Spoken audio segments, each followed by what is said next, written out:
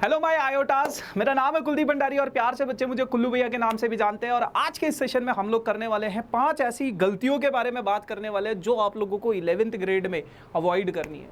Generally जब बच्चा class 10th का एग्जाम लिखता है ना और बहुत अच्छे मार्क्स से पास होता है या फिर कितने भी मार्क्स से पास होता है तो उसे ऐसा लगता है कि यार जैसा हमारा 10th ग्रेड था वैसा ही हमारा 11th ग्रेड भी होगा।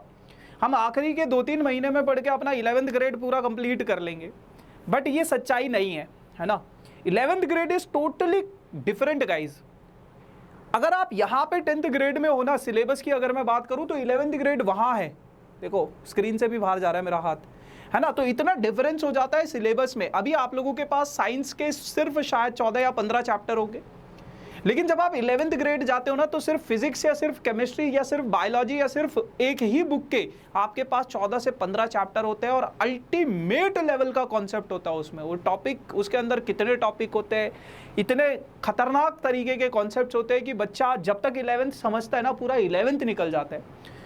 तो ये जो टाइम है ना ये बहुत ज़्यादा इंपॉर्टेंट हो जाता है। और कुछ ऐसी मिस्टेक्स जो आप लोगों को अवॉइड करना है अपना 11th ग्रेड में, उन मिस्टेक्स के बारे में बात करेंगे और आपको एक सोल्यूशन भी दूंगा मैं कि कैसे आप अपनी उन गलतियों को बचा सकते हो, कैसे आप चीज़ों को सही कर सकते हो।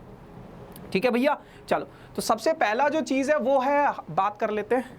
अरे हाँ, सबसे पहला जो मिस्टेक है उसके बारे में बात करते हैं, दैट इज ओवर कॉन्फिडेंट। जैसे कि मैंने अभी बताया था, अगर आप मगरमच्छ के हाथ में ऐसे मुंह में ऐसे हाथ डालोगे ना, काट लेगा ना, आपको लगेगा ऐसे 1-2 बारी ऐसे ऐसे करके, जब तक मगरमच्छ ने मुंह बंद किया आपका हाथ बाहर निकल गया, लेकिन एक बारी वो काट देगा, है ना। तो बच्चा क्या करता है, बच्चा ये अज्यूम करता है कि जैसा हमारा 10th ग्रेड हुआ है अभी तक, इवन टॉपर जो होते हैं, इंटेलिजेंट बच्चे जो होते हैं, वो भी इसी तरीके से अज्यूम करते हैं। खासकर एवरेज स्टूडेंट्स में तो ये प्रॉब्लम कूट के भरी हुई है। वो सोचता है कि जितना इजी हमारा 10th ग्रेड था उतना ही इजी हमारा 11th ग्रेड भी होता है, बट ऐसा बिल्कुल नहीं होता है। आपको ओवर कॉन्फिडेंट नहीं करना है, आपको नेग्लेक्ट नहीं करना है 11th ग्रेड को। 11th ग्रेड इज बहुत टफ गाइस, बहुत टफ। और ये और ज़्यादा टफ हो जाता है अगर आप इसको नेग्लेक्ट कर दोगे, अगर आप ओवर कॉन्फिडेंट में रहोगे कि आखिरी के 2 महीने में मैं पढ़ लूँगा, आखिरी के 2 महीने में पढ़ के शायद आप पास भी हो जाओ।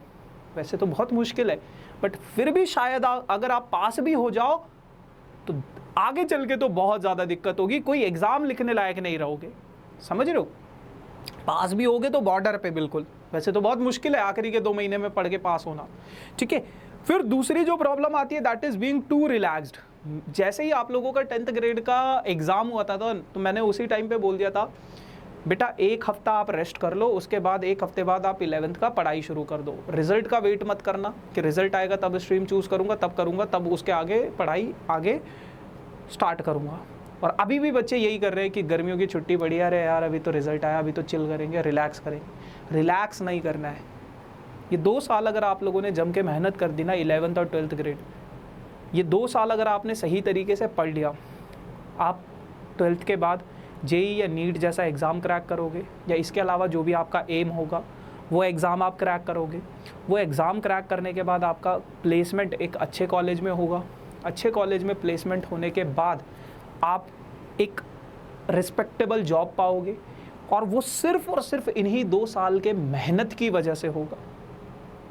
कॉलेज में बच्चे बहुत चिल करते हैं, उतना पढ़ाई भी नहीं होता है, बस थोड़ा बहुत चीज़ों को पढ़ना होता है, असाइनमेंट्स पूरे करने होते हैं, पेपर के लिए पढ़ना होता है, और जो प्लेसमेंट के लिए कंपनीज आती है उनके लिए थोड़ा बहुत पढ़ना होता है। But 11th and 12th grade की जो पढ़ाई है वो आपको आगे के लिए प्रिपेयर करेगी कि क्या आपकी हैबिट है, जो आपकी हैबिट बनेगी ना यहाँ पे, वो आगे चल के बहुत ज़्यादा हेल्पफुल होने वाली है आप लोगों के लिए।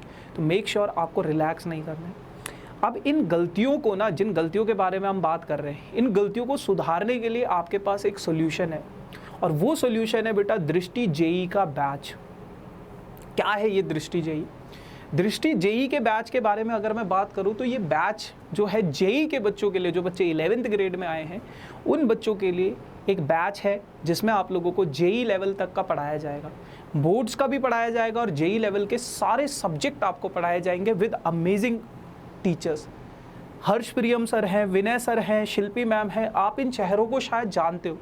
अगर आप 11th ग्रेड में हो तो आपने डेफिनेटली यूट्यूब पे हर्ष सर को देखा होगा, मैथ्स पढ़ाते हैं, या नहीं देखा तो आप सर्च कर लो कोई भी मैथ्स का टॉपिक, टॉप 3-4 वीडियोज़ में इन्हीं का नाम होगा, हर्ष प्रियम सर। शिल्पी मैम केमिस्ट्री पढ़ाती है, विनय सर फिजिक्स पढ़ाते हैं, ऐसे ही हमारे बाकी के टीचर्स भी मैथ्स फिजिक्स केमिस्ट्री पढ़ाते हैं। तो ये बहुत अमेजिंग एक टीम है जो इस बैच में पढ़ा रही है और ये 15 मई को बैच स्टार्ट हो चुका है, ऑलरेडी बैच स्टार्ट हो चुका है, लेकिन अभी भी आप इस बैच में एडमिशन ले सकते हो सिर्फ और सिर्फ 5,000 रुपये में। पूरे साल भर का फीस है बेटा ये। मुझे आज भी याद है जब हम जेई के लिए प्रिपेयर करते थे तो हमारे टाइम पे जेई का जो फीस हुआ करता था वो शायद 2 साल का 3 से 4 लाख रुपए का हुआ करता था। आप ऑफलाइन जाओगे तो आज भी आपको 2, 2.5, 3 लाख में तो मिलेगा ही मिलेगा। लेकिन इस प्राइम बैच में ना बहुत ज़्यादा स्पेशल, और ये रिकॉर्डेड क्लासेस नहीं होंगी बेटा, ये लाइव सेशंस चलेंगे जिसमें अमेजिंग टीचर्स आप लोगों को जेई और बोर्ड्स हर एक चीज़ कवर करवाएंगे, है ना। तो क्या क्या इस बैच के फीचर हैं एक बारी फटाफट से जान लेते हैं। यहाँ पे आपको लाइव क्लासेस मिलेंगी, इंडिया के बेस्ट टीचर मिलेंगे, इंडिया के बेस्ट टीचर आपको पढ़ा रहे हैं। और पढ़ाने के साथ साथ अगर आपके मन में कोई डाउट आ जाए तो एक तो आपका टीचर आपका डाउट सॉल्व करेगा, दूसरा एक स्पेसिफिक टीचर होगा जो आपका सिर्फ और सिर्फ डाउट्स के लिए होगा। जैसे अगर मैं यहाँ पे दिखाऊँ ना, ये टीचर आपको पढ़ा रहे और ये जो आपका एक और टीचर है इन क्लास जो आपके डाउट सॉल्व करेगा, सिर्फ स्पेसिफिकली डाउट के लिए है। तो आप अपना डाउट पूछ सकते हो। अपना डाउट यहाँ पे आप वीडियो कॉल के थ्रू टीचर से कनेक्ट भी कर सकते हो, ऑडियो के थ्रू टीचर से कनेक्ट भी कर सकते हो। तो ये बहुत अमेजिंग बैच है जिसमें आप लोगों को ज़रूर आना चाहिए।